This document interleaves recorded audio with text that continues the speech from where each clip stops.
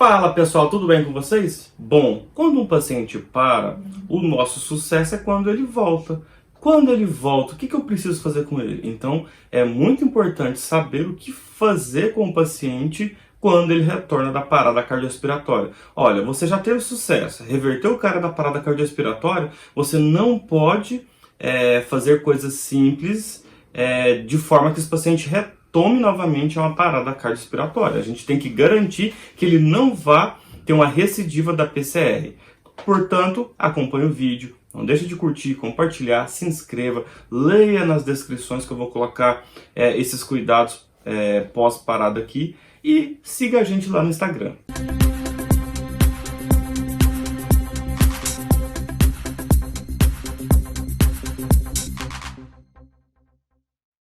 Bom, pessoal, o paciente parou, fez todo aquele protocolo de parada cardiorrespiratória, seja o paciente com FV e TV sem pulso, ou seja o paciente que entrou por assistolia ESP, enfim, o paciente parou e graças a Deus vocês foram fundamentais, conseguiram reverter o quadro desse paciente. Bom, e agora? Ele voltou? Sim, mas o que precisa ser feito?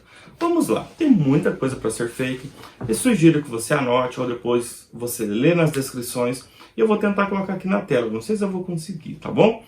Bom, primeiro passo. O paciente voltou, o que eu preciso pensar? Quem estava parado não tinha contração do coração, porque ele estava parado, não tinha pressão arterial, porque estava parado, e não tinha saturação.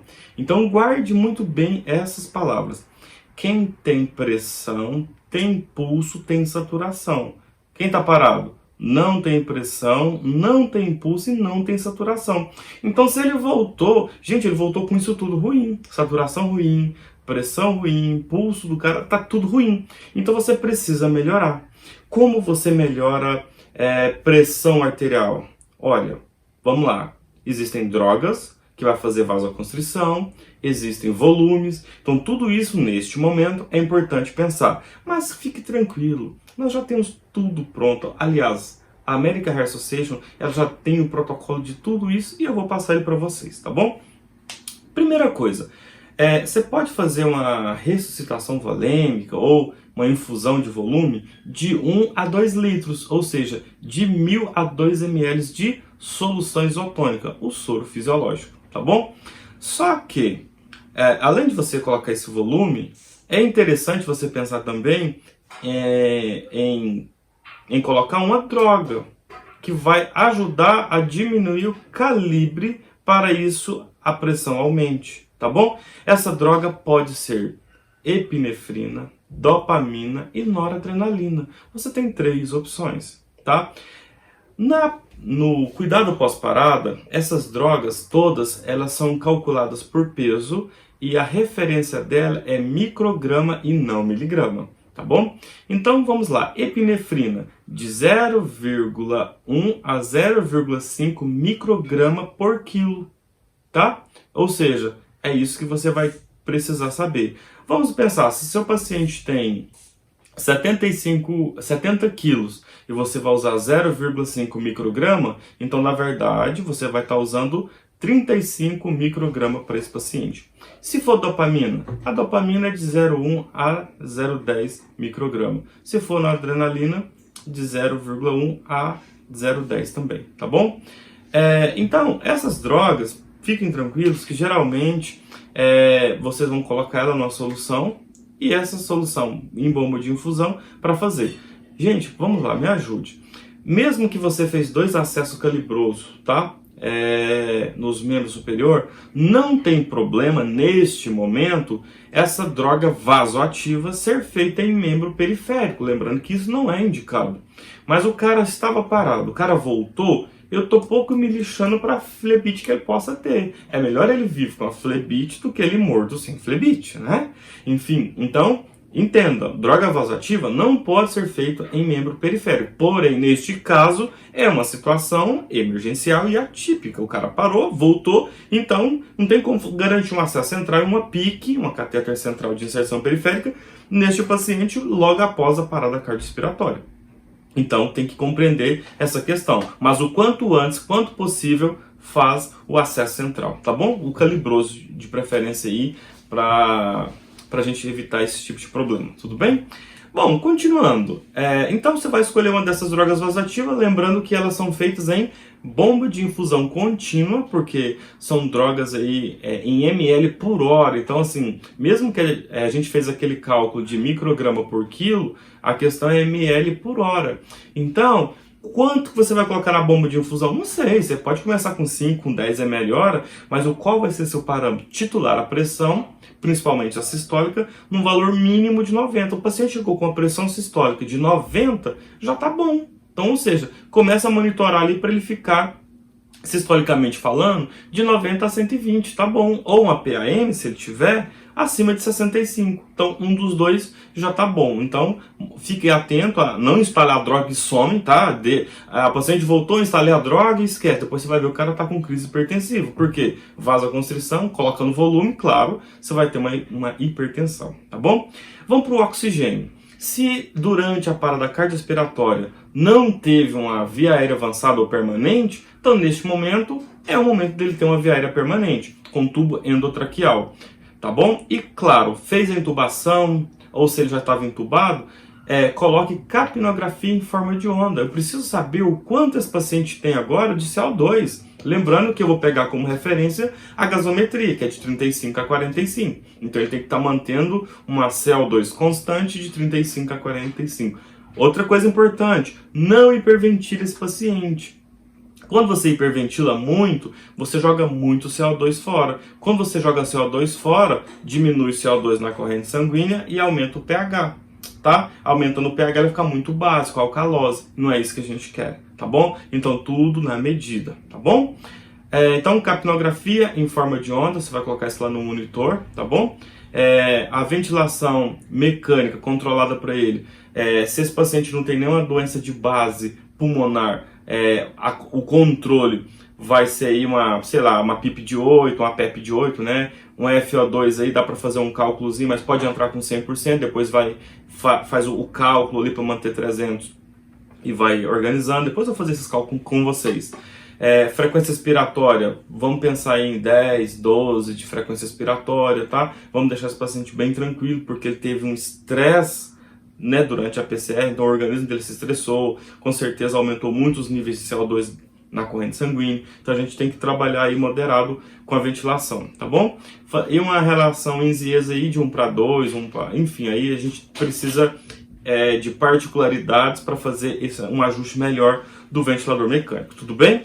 Bom, então já falamos de um acesso venoso bom, se ele já tinha, mantém, depois pensa em um avançado, uma reposição de volume de 1 a 2 litros de solução isotônica, né, que é um cristalóide, soro fisiológico,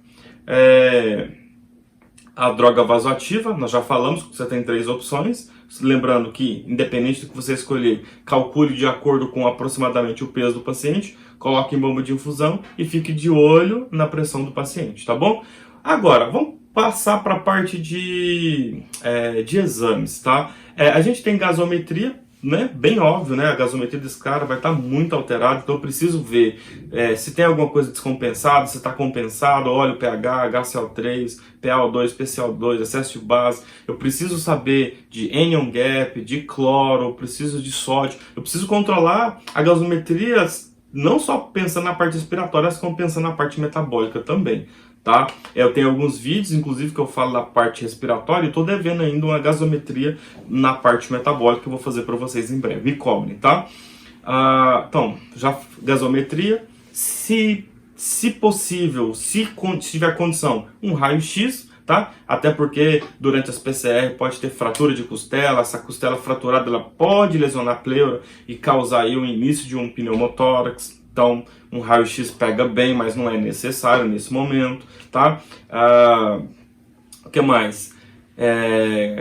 Exames. Hemograma completo, a gente precisa ver como que ficou o paciente após a parada, olhando, né, rapidamente um hemograma.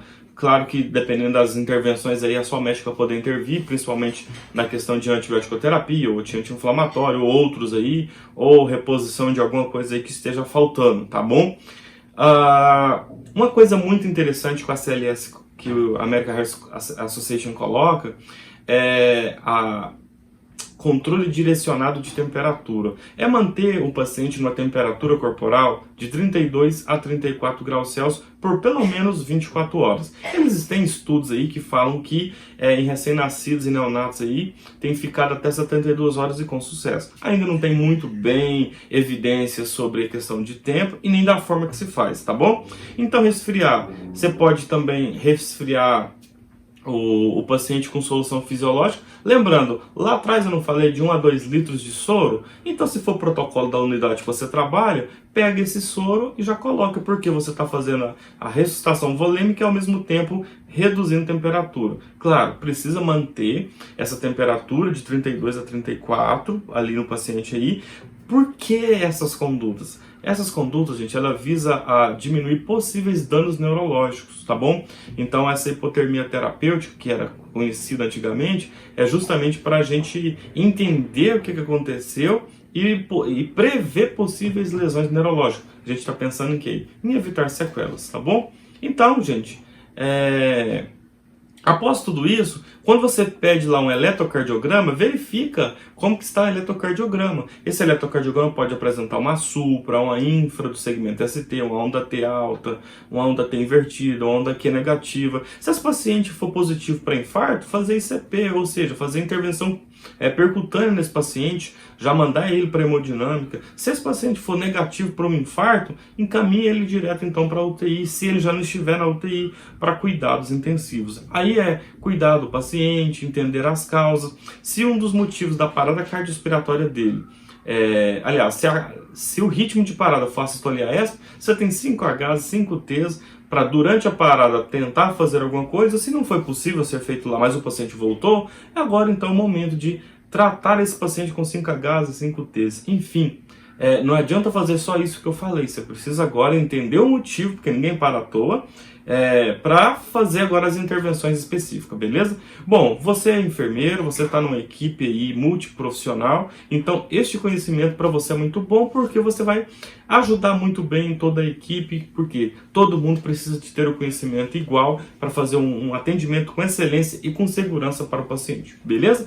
Galera, de coração, espero ter ajudado vocês. Qualquer dúvida, coloque nos comentários. Eu não sei tudo, posso ter errado alguma coisa, posso ter esquecido alguma coisa. A gente está aqui para somar e para ajudar vocês aí no que eu puder, dentro do meu conhecimento, da minha experiência de anos que eu já tenho, tá bom? E vou deixar tudo lá nas descrições. Não deixa de curtir, né? Já viu até aqui? Curte, por favor, ajude a gente aí, compartilha também e vai lá no Instagram, ajude lá também.